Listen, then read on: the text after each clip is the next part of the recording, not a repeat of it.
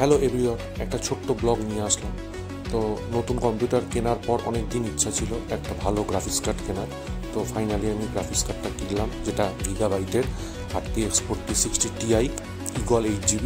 তো সেটার এখন আনবক্সিং এবং ইনস্টলেশন হবে, সেটা আপনাদের সামনে তুলে ধরছি।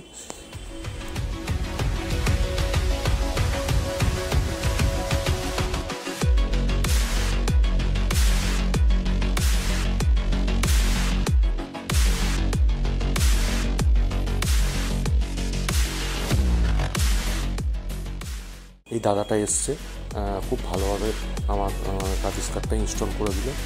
আমার খুব ভালো লাগলো। দেখা যাক কেমন পারফরমেন্স দেয়। আপনারা কমেন্ট করে জানান এই গ্রাফিক্স কার্ডটা কেমন।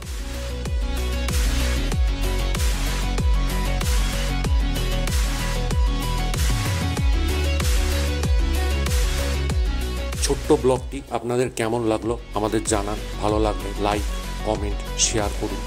চ্যানেলটি সাবস্ক্রাইব করতে অবশ্যই ভুলবেন না এবং পাশে থাকা বেল আইকনটি ক্লিক করুন পরবর্তী ভিডিওর জন্য। আবার নতুন কোনো একটা ব্লগে দেখা হবে। ততক্ষণের জন্য গুড বাই।